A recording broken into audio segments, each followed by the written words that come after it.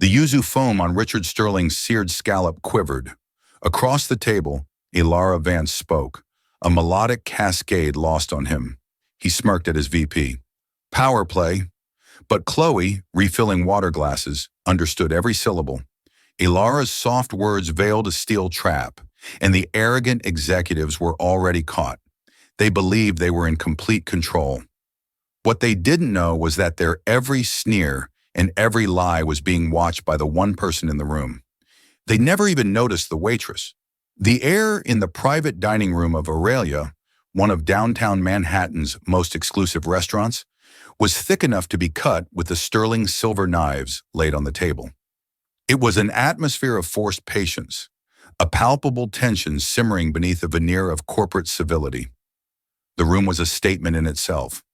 Walls paneled with dark polished mahogany, a crystal chandelier that dripped light onto the table, like frozen tears, and a single vast window offering a godlike view of the sprawling city lights below. On one side of the expansive table sat Richard Sterling and Marcus Thorne. Richard, the CEO of Sterling Innovations, was a man in his late 50s with a man of silver hair that looked meticulously sculpted and a smile that never quite reached his cold, calculating blue eyes. He exuded an aura of old money and unshakable power. Beside him, his vice president of acquisitions, Marcus, was a younger, sleeker version of the same predator. His suit was sharper, his smile wider, but his eyes held the same hungry glint. They were here to close the deal of a lifetime, the acquisition of Vance Robotics, a Japanese firm at the forefront of biointegrative AI. And on the other side of the table was the reason for their anxiety. Heir Vance. She was not what they had expected. Her name Vance was from a brief, long-ago marriage to an American academic, but her entire being was a portrait of Japanese grace and austerity. She was perhaps in her late 60s, her posture ramrod straight, her silver-streaked hair pulled back in a simple, elegant knot. She wore a modest, dark silk dress unadorned with any jewelry save for a simple jade ring. Her face, a mask of calm impassivity, gave away nothing. Accompanying her was her trusted aide, a younger man named David Chen, who sat slightly behind her, his expression a perfect mirror of his employer's stoicism. The problem began the moment she arrived after the initial greetings facilitated by David Herrera Vance had spoken. But her words were not the crisp, accented English they were prepared for. They were Japanese, soft, melodic, and utterly incomprehensible to Richard and Marcus. Mr. Sterling, Ms. Vance is pleased to be here and appreciates you hosting this dinner. David had translated his own English impeccable. Richard had forced a laugh. Of course, a pleasure. Please tell her we are honored. As the appetizers were served, a delicate arrangement of seared scallops and yuzu foam. Richard tried again. Ms. Vance, your work in neural interfacing is simply revolutionary. We believe that combined with our global distribution network, we can change the world. He paused, beaming, waiting for the translation. David leaned in, murmured to Ilara in Japanese, and she responded with a short, quiet phrase. David turned back. Ms. Vance understands the potential synergies. The conversation, if it could be called that, continued in this stilted, frustrating manner for nearly an hour. Richard and Marcus would deliver a paragraph of enthusiastic corporate flattery, which David would condense into a whisper, receiving a 1S sentence reply that he would then translate back. It was like trying to play tennis with a brick wall. Marcus was losing his patience. He leaned towards Richard, cupping his hand to his mouth in a poor attempt at subtlety. What is this, Richard? Is this some kind of power play? Forcing us to go through him for everything she's making us beg? Richard's smile was tight, a mask of professionalism cracking at the edges. Stay calm, Marcus. This is how they do business. It's about respect hierarchy. Just play the game. The prize is worth $500 million, but it felt like more than a game. R. Vance's eyes, dark and intelligent, seemed to follow their every move. She rarely looked at David when he translated, but instead watched them, her gaze unwavering. It was unnerving. She would occasionally say something directly to them, a stream of Japanese that sounded like a question. Her head tilted slightly. Each time they would look at David with panicked helplessness. She asked if you enjoyed your recent holiday in the Caribbean, Mr. Sterling. David would translate, his face unreadable. Richard would blink, caught off guard. Oh, yes, it was wonderful. Very relaxing. How did she? And she notes that your company's stock fell 2 points this afternoon after the quarterly projections were leaked, Mr. Thorne. David would continue relaying another of Ara's soft-spoken observations. Marcus' face would pale slightly. They were being dissected, analyzed, and the woman holding the scalpel was speaking a language that rendered them completely powerless. Their frustration was curdling into a dangerous mix of anger and arrogance. They were the titans of industry here, not her. This was their city, their restaurant, their deal, and they were being made to feel like fools. Chloe adjusted the crisp white apron around her waist, her movements practiced and silent as she moved along the periphery of the private dining room. She was a ghost in this opulent world, trained to be invisible. Her job was to anticipate needs before they were spoken to, refill a water glass the moment it dipped below halfway, to clear a plate with the stealth of a cat, to exist as a pair of hands, not a person. But Chloe was a watcher. It was how she survived not just the grueling shifts at Aurelia, but life. She noticed the slight tremor in Marcus Thorne's hand as he reached for his wine, a sign of agitation he was trying to suppress. She saw the way Richard Sterling's affable smile was a thin, brittle shell over a chasm of impatience. Most of all, she watched Ara Vance. To Richard and Marcus, the woman was an obstacle, a bizarre foreign enigma. To Chloe, she was something else entirely. She was familiar. Chloe had grown up in Kyoto. Her father was a cultural attaché at the American Embassy, a quiet academic who had fallen in love with the country and raised his daughter there for 15 years. She had attended a local Japanese school, her days filled with the rigorous cadence of the language her friendships forged in its nuances. Japanese wasn't just a second language to her. It was the language of her childhood, of scraped knees and first heartbreaks, of whispered secrets with her best friend Aiko. It was the language she still dreamt in sometimes. Now working 2 jobs to pay her way through a fine arts degree at NYU, those years felt a lifetime away. Here she was, just Chloe, the quiet waitress. No one knew that the soft flowing words spoken by Vance were as clear as day to her, and what she heard made the fine hairs on her arms stand up. She heard the translations David Chen provided, and they were accurate, but they were also incomplete. They were literal. They were the sterile, functional words of a professional interpreter. What they lacked was the soul, the subtle honorifics, the intricate subtext that was woven into every syllable Vance spoke. When Ara had asked about Richard's vacation, her tone hadn't been merely inquisitive.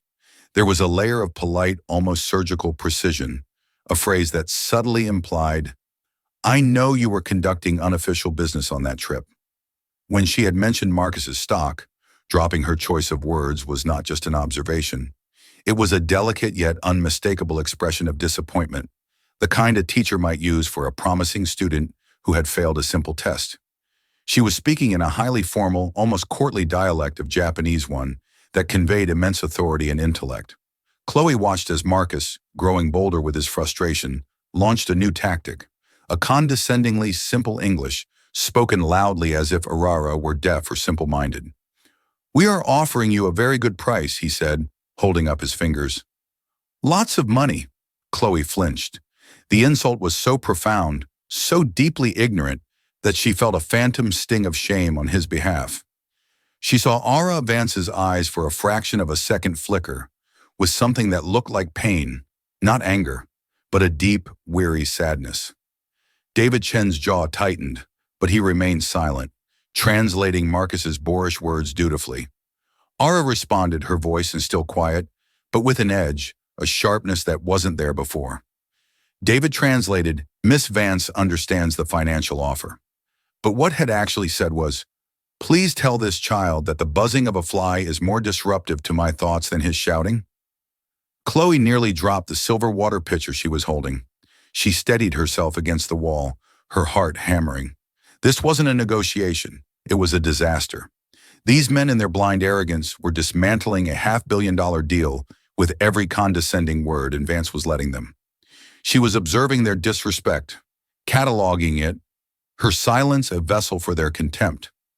The final straw came when Richard, convinced that the woman across from him was either playing a foolish game or was genuinely incompetent, decided to discuss strategy with Marcus openly right at the table. "Look, this is going nowhere," Richard muttered, leaning across the table as if David were merely furniture. "Let's just get to the final offer. We'll cut out the performance incentives for her executive team. She clearly can't manage them. If this is how she behaves, we can absorb them into our own structure and save 20 million off the top. She'll never even know the difference. Just tell her it's a streamlined final offer." Marcus grinned a flash of predatory teeth. "Brilliant. She's lost in her own world. He'll just translate whatever we tell him to." Chloe stood frozen by the service door, the cold metal of the handle pressing into her back.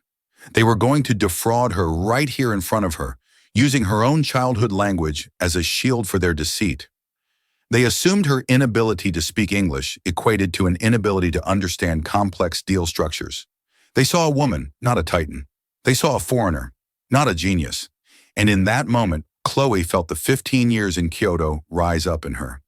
She remembered her father teaching her that silence in Japan could be a sign of respect, of deep thought, of strength. It was not a vacuum to be filled with noise and arrogance. She looked at Vance's face at the profound, lonely intelligence in her eyes. It was the same look she'd seen in her own grandmother's eyes after her grandfather passed away. A woman surrounded by people who only saw her as a frail widow, not the pillar of strength she was. Her manager's voice echoed in her head. "You are invisible, Chloe. Do not speak to the guests unless spoken to, ever." It was the cardinal rule. Breaking it meant instant dismissal. It meant rent wouldn't get paid. It meant her dream of finishing her degree would evaporate. But then she heard Vance speak again, her voice almost a whisper. And this time it was not directed at the men. It was a soft, choral murmur, almost to herself. "Is there no one here who sees?" Chloe's decision was made. Her job, her future. They felt small compared to the colossal injustice unfolding in this gilded cage. She pushed off the door, smoothed her apron, and walked toward the table, her heart a frantic drum against her ribs. As Chloe approached the table, the world seemed to slow down. Each step on the plush Persian rug was a deliberate act of defiance.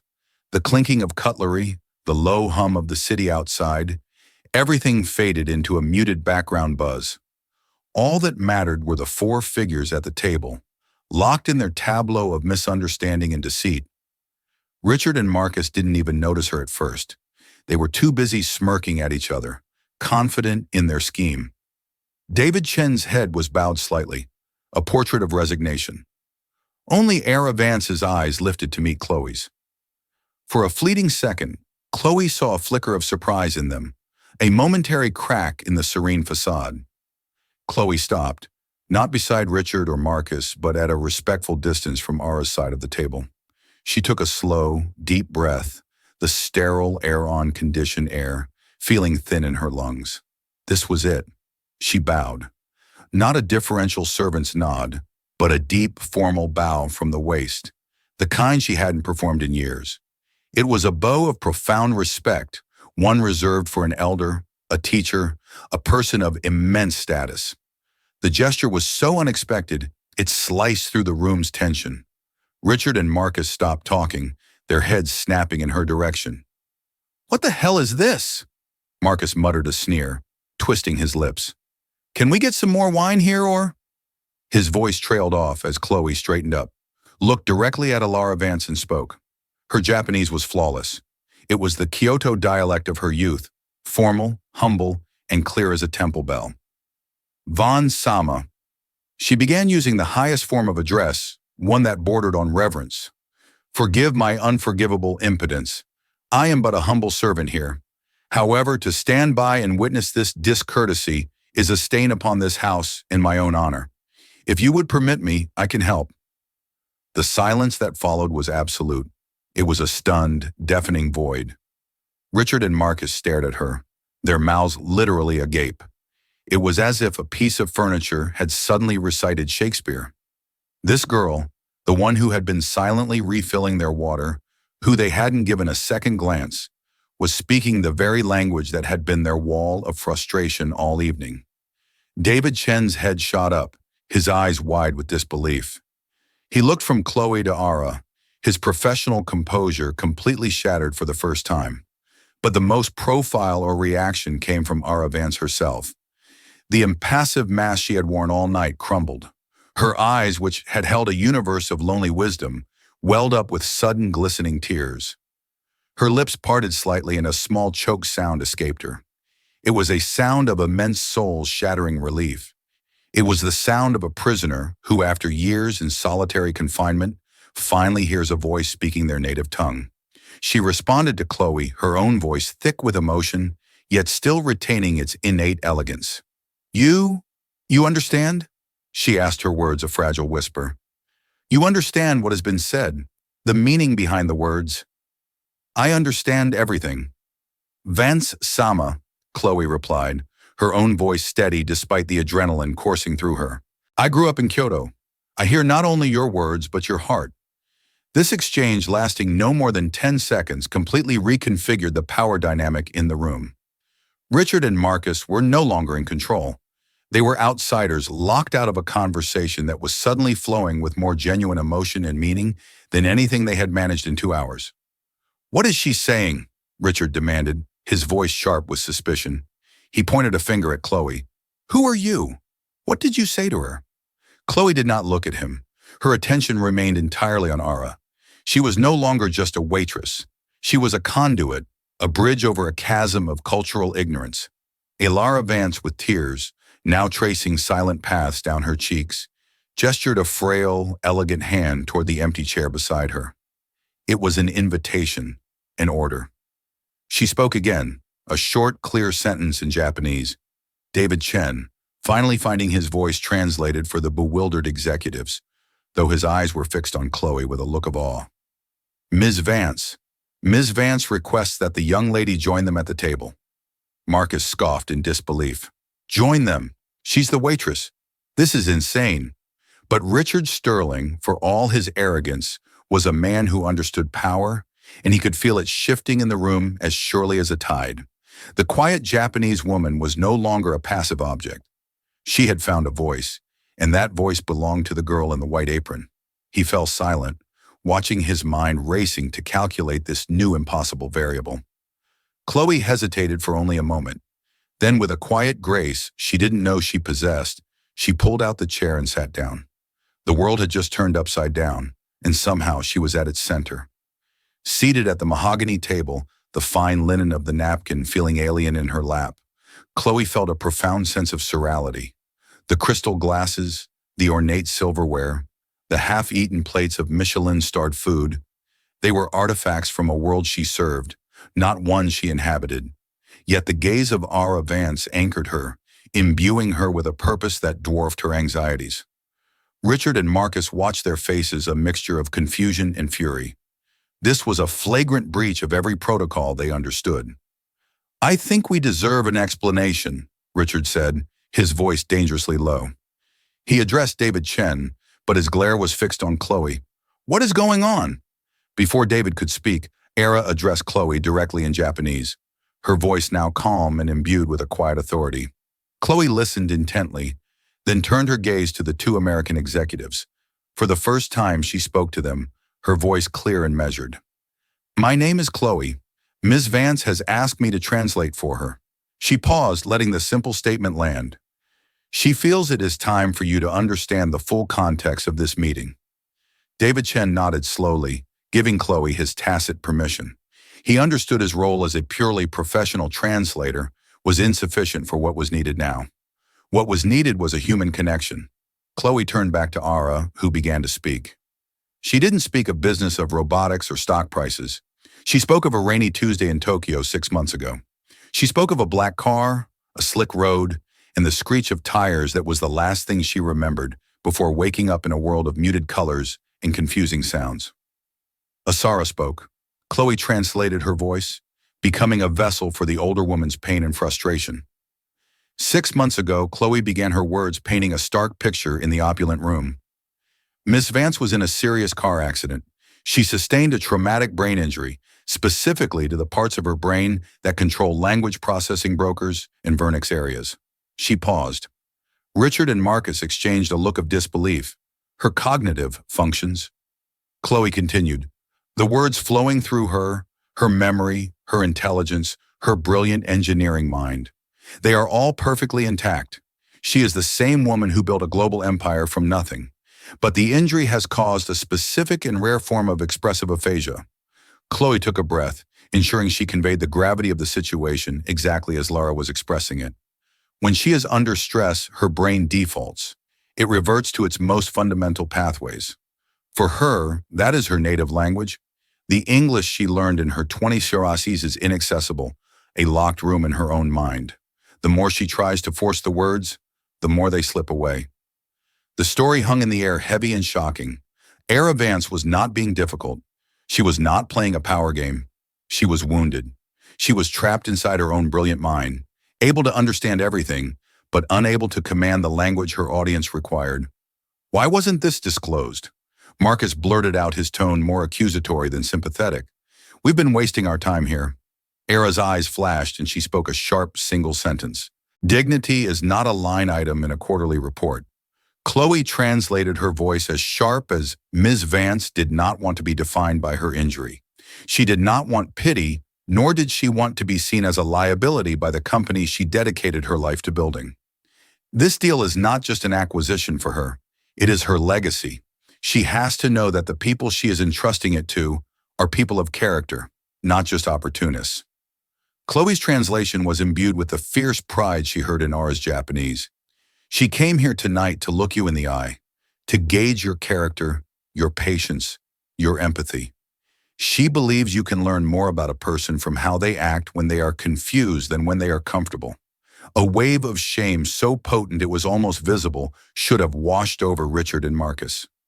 Their condescension, their loud, slow-talking insults, their whispered conspiracy to cheat her. All of it had been a test they had failed spectacularly. But shame was not a currency Richard Sterling dealt in. He saw not a tragedy, but an opening, a weakness to be exploited. His mind, ever the calculator, was already reevaluating the deal based on this new information. A vulnerable seller, a seller with a brain injury. He leaned forward, his earlier frustration replaced by a slick, predatory sympathy. Miss Vance, Ilara. My God, that's terrible. We had no idea. Please accept our deepest apologies. Of course, we understand, and we want to help. His eyes gleamed. In fact, this makes everything so much simpler. We can take the burden off your shoulders. We can expedite the deal, handle the details so you can focus on your recovery. There's no need to trouble you with the complex clauses and performance metrics. Marcus quickly caught on his expression, shifting to one of mock concern. Yes, absolutely. The last thing you need is more stress. We can sign a letter of intent tonight, a simple one, just to get the ball rolling, for your own good. Chloe felt a chill creep up her spine as she translated their words. She relayed the meaning, the sympathetic tone, but she also saw the truth behind their eyes. They were sharks that had just scented blood in the water. They weren't seeing a person to be respected. They were seeing a target to be taken down. Vance listened to the translation, her face unreadable once more. She then looked at Chloe, and in her eyes Chloe saw a flicker of the same weary disappointment she had seen earlier. The test was not over. In fact, it had just entered its most dangerous phase. The dinner was no longer a dinner. It was a battlefield. And Chloe, the waitress, was now standing on the front line, armed with nothing but her understanding of 2 languages and a growing sense of dread. The air which had briefly cleared with the honesty of Era's confession was now thick with a new kind of poison, predatory opportunism. Richard slid a leather-bound folder from his briefcase and placed it in the center of the table. It landed with a soft, definitive thud. This is our revised offer, he announced, his voice smooth as silk. It's simplified, much more straightforward. It accelerates the payout and places the operational transition entirely in our hands. It's a turnkey solution designed for your peace of mind, Era. He was using her first name now. The false intimacy was nauseating. Chloe felt a knot of anxiety tighten in her stomach. She was a fine art student. She knew about Renaissance painters and modernist sculpture, not leveraged buyouts and equity transfers, but she had to try. She had to be more than a mouthpiece. Era gestured for Chloe to examine the document. As Chloe picked it up, she felt the weight of it, the cold, smooth paper filled with dense, legalistic text. She began to read the key clauses aloud to Ara in Japanese, her voice slow and careful. As she did, she could feel Richard and Marcus watching her, their patience already wearing thin. Clause 7B, Richard interrupted, is a standard indemnity clause, just legal boilerplate. We can skip that. Section 12, Marcus added, just outlines the redundancy protocols for her executive team. It's really just a formality. They were trying to direct her to control the flow of information. But as Chloe Reed's snagged her attention, she had spent enough late nights helping her diplomat father proofread documents to recognize the scent of deliberately obtuse language. One moment, Chloe said, holding up a hand. She looked at and switched to Japanese. Vance Sama. They are glossing over these sections, but the language here is evasive. Clause 7B is not a standard indemnity clause. It appears to give their company unilateral power to renegotiate all of Vance Robotics' existing intellectual property licenses after the merger. They could sell off your core patents. Era's eyes narrowed almost imperceptibly. She gave a slight nod for Chloe to continue. And Section 12, Chloe went on, her heart pounding, is not about redundancy. It's a non-compete clause, but it is written so broadly that it would not only prevent your top executives from working elsewhere, it would effectively prevent you personally from engaging in any related technological endeavors for a period of 10 years. They are trying to buy not just your company, but your future. Chloe was no longer just translating. She was analyzing. She was protecting. With every sentence she decoded, she felt a surge of adrenaline. The two powerful men at the table suddenly seemed smaller, their expensive suits and confident smiles. Nothing more than cheap camouflage for their greed. Richard was becoming agitated. What's the holdup? What are you telling her?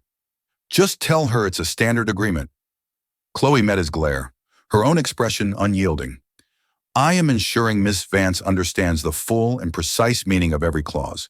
Mr. Sterling, as you can appreciate, clarity is paramount in a deal of this magnitude.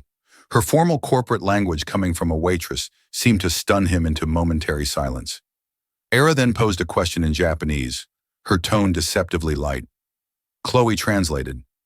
Ms. Vance is curious about the revised valuation of the company's R&D division. The initial offer had it pegged at $100 million. In this new document, that figure appears to be absent, folded into a general assets category. Marcus waved a dismissive hand. It's a clerical simplification. The overall number is what matters. It's all in there. Don't worry. Era spoke again, her words soft but carrying the weight of steel. Chloe's translation was precise. Vance Sama says that in her experience, when a number of that size becomes silent, it is rarely for clerical reasons. She asks you to point to the exact line item where the value of her life's research is accounted for. A bead of sweat trickled down Marcus Thorne's temple. He and Richard began flipping through their copies of the document, a frantic rustling sound that filled the room. They were flustered. They had assumed their opponent was incapacitated, that the translator was a simple tool. They had never expected such surgical informed questioning. They had never expected Chloe. Illyra Vance sat back in her chair, a picture of absolute calm. She took a delicate sip of her tea. For the first time all evening, a tiny, almost imperceptible whistle touched the corners of her lips. She was not the wounded animal they had perceived. She was a hunter, and she had just watched her prey walk confidently into a trap of their own making. Chloe realized with a jolt that Aurara's questions weren't just for information. She already knew the answers. She understood the contract perfectly. The aphasia affected her ability to speak English, not to read it. She hadn't needed a translator for the words on the page. She had needed one for the men in the room. She had needed a witness. The entire evening, the silence, the confusion, her apparent vulnerability, it had all been the most elaborate high-stakes character test imaginable. And now it was time for the final exam. The atmosphere in the room had transformed. The cloying scent of predatory confidence had been replaced by the acrid smell of panic. Richard and Marcus were whispering furiously to each other, their heads bent over the contract, unable to find the justification they needed. Their carefully constructed facade of control was crumbling into dust. R. Vance watched them for a long moment, her expression unreadable. Then she looked at Chloe and began to speak. Her Japanese was different now. The soft, formal tones were gone, replaced by a voice that was crisp, commanding, and utterly resolute. It was the voice of a CEO, a leader, a woman who had bent the maladominated world of technology to her will. Chloe listened, her eyes wide. The instructions were specific, the message devastatingly clear. She took a deep breath, straightened her back, and prepared to deliver the final blow. She turned to Richard and Marcus, whose frantic whispering ceased as they saw the look on her face. "Gentlemen," Chloe began, her voice ringing with an authority that was not entirely her own. "Mans has instructed me to convey her final decision." She let the words hang in the air, the silence stretching into an uncomfortable eternity.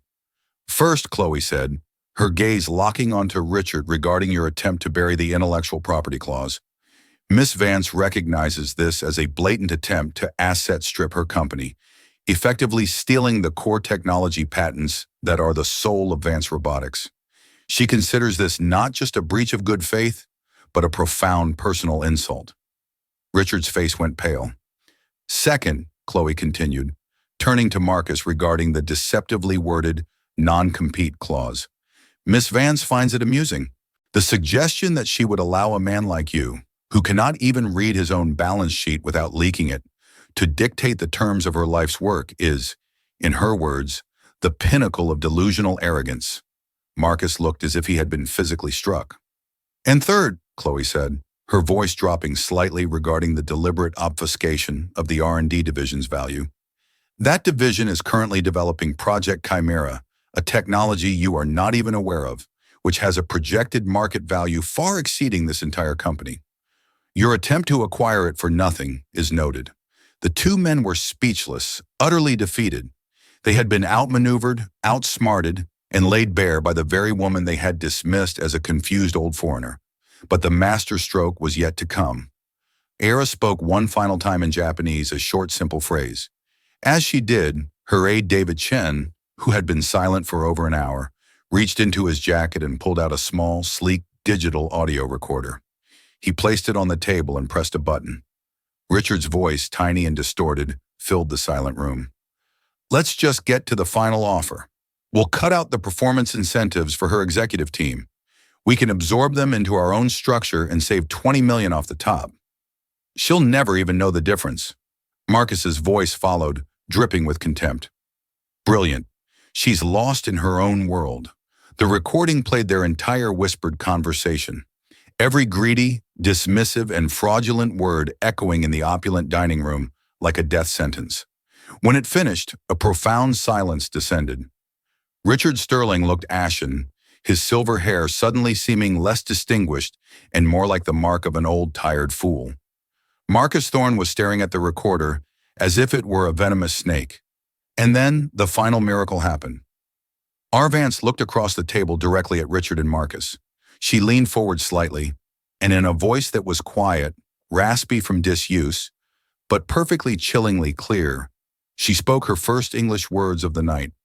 "I believe," she said, her accent a faint, elegant melody, "this negotiation is over." The shock was absolute. It was a thunderclap in a silent church. The locked room in her mind had been opened. Perhaps it was the release of stress, the adrenaline of victory, or simply the sheer force of her will. But she had broken through the aphasia. She stood up, her posture regal. David Chen held her chair. She gave a slight, almost imperceptible nod to Chloe, a gesture of immense gratitude and shared victory. Then, without another glance at the two ruined men, she turned and walked out of the room, leaving behind the wreckage of a $500 million deal and two careers that were, for all intents and purposes, finished. The sound of the door clicking shut was the loudest noise Chloe had ever heard.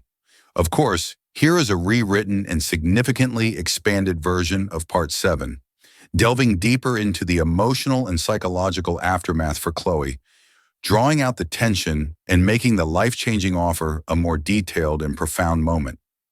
Chloe stood alone in the private dining room, a ghost in a gilded cage that had suddenly become a tomb. The silence left in Aurora Vance's wake was not peaceful. It was a physical presence, a high-pitched ringing in her ears that was the sound of her life teetering on a knife's edge.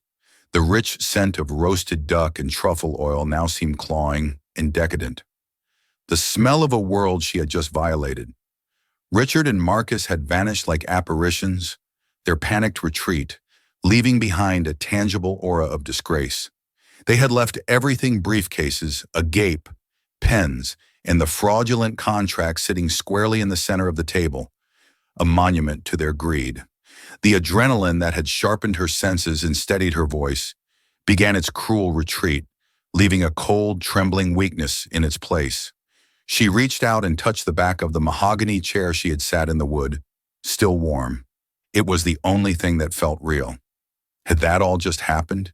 Had she, Chloe, a fine arts student who supplemented her ramen noodle diet by serving canapes to the 1%, just committed career suicide in the most spectacular fashion imaginable?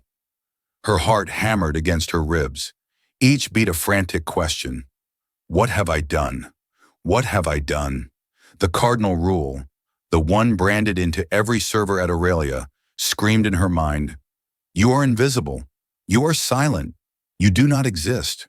She had not only existed, she had appointed herself judge, jury, and translator.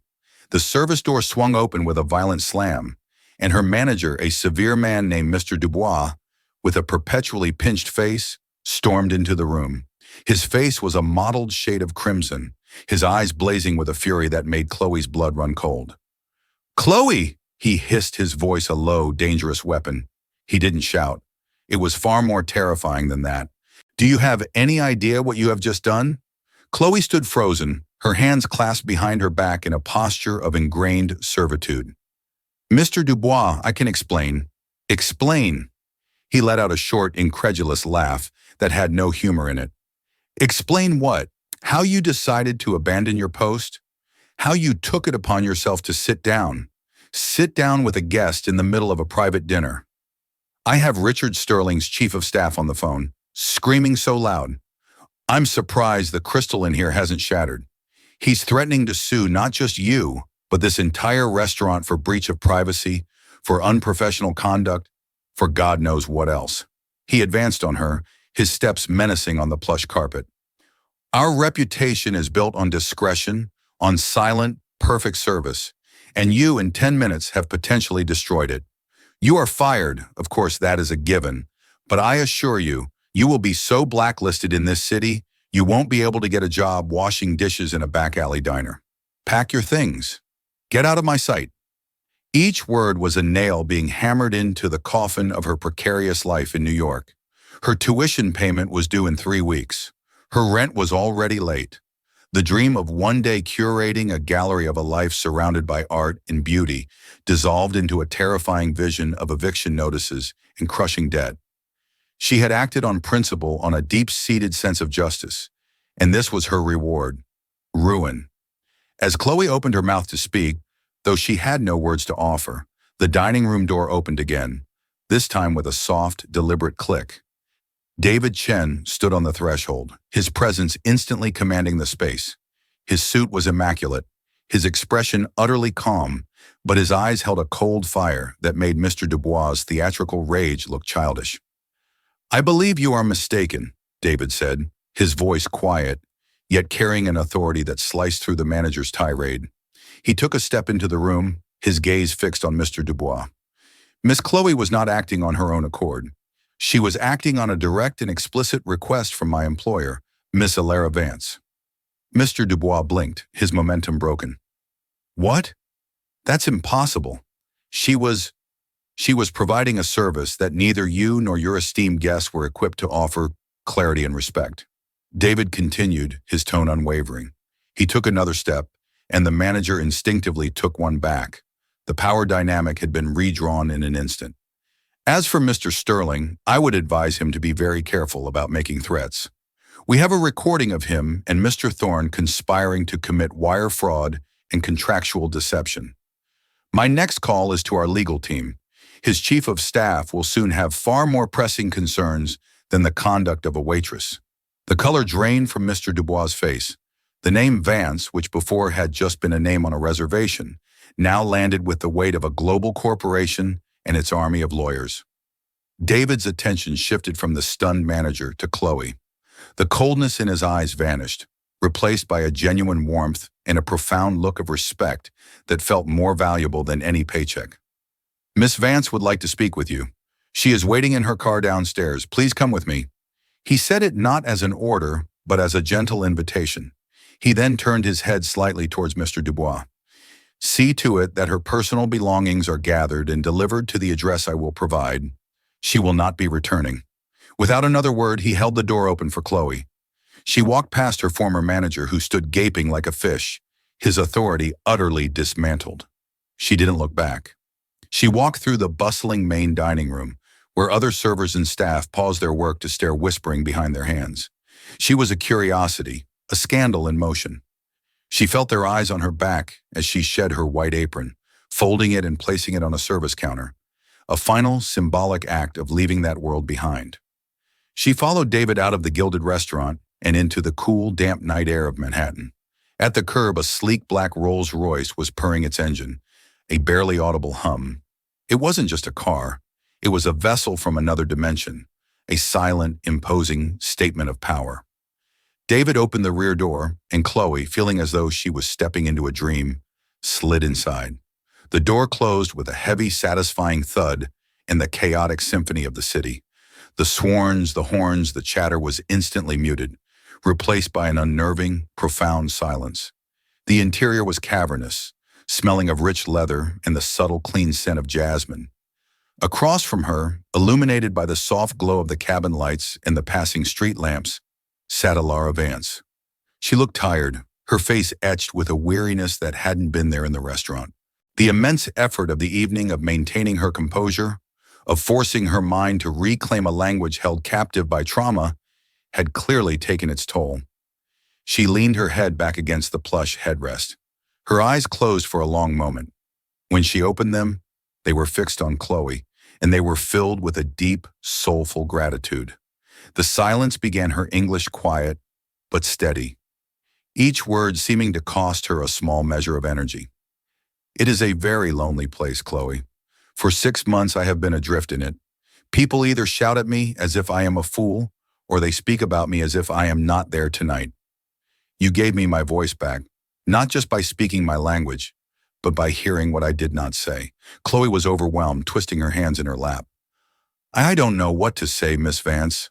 I thought I was going to be fired. I was terrified. I grew up in Kyoto.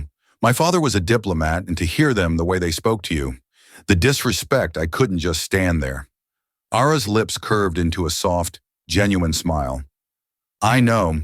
I saw it in your eyes long before you approached the table. I saw you flinch when Mr. Thorne shouted. I saw your jaw tighten when Mr. Sterling began his conspiracy. I was watching them, but I was also watching you. She leaned forward, her intensity filling the small space. The accident changed everything for me. It showed me how quickly the world can turn on you. The moment they sense a weakness, the sharks begin to circle. My company, the legacy I have built for 40 years, is vulnerable. I need to find a successor, a partner, someone to protect it. But how can I trust anyone's motives? Now everyone who approaches me sees either a victim to be pied or an opportunity to be exploited. The world I have found is full of Richards and Marcus. Chloe listened, captivated, understanding that this was more than just an explanation. It was an unveiling of the woman behind the myth. I find myself in need of a person of rare character, continued her gaze unwavering. This is not a job offer for a translator. It is an offer for a new path. I need someone on my personal staff who understands nuance, who values integrity over ambition, someone who can be my eyes and ears, who can sit in a room and see not just what is being said, but what is being felt. I need someone to be my integrity check. She let the words settle, giving Chloe a moment to absorb them. I have a foundation, Alara said, her voice filled with a new passion. The Vance Foundation for Arts and Innovation. It funds two things that I believe are the pillars of the future: brilliant female engineers and daring young artists. It is my true legacy. I want you to work with me there to help me find the next generation of creators and builders to travel with me, to be my aide, my advisor, and my confidant. She paused again, a shrewd, calculating light, the one that had built an emperor returning to her eyes. I am aware that you are a student. Your education will not be interrupted. It will be underwritten. Your degree at NYU will be paid for in full, as will any graduate studies you wish to pursue anywhere in the world. You will be given a residence in my building, so you will not have to worry about rent, and you will be paid a salary that will ensure you and your family will never have to worry about money again. I am not offering you a job, Chloe. I am offering you a life, a platform, a chance to use your unique gift on a global stage. Chloe's mind was reeling. It was too much too fast. Her tiny apartment with its leaky faucet, the mountain of student loan debt, the constant grinding anxiety of just trying to survive in the city, Era was offering to wipe it all away with a few sentences. But it was more than that. It was an offer of purpose, of meaning. It was an invitation to step out of the shadows and into the light. The sheer scale of it was terrifying. A leap into an unknown so vast she couldn't see the other side. Why me? Chloe whispered the question born of a lifetime of feeling ordinary.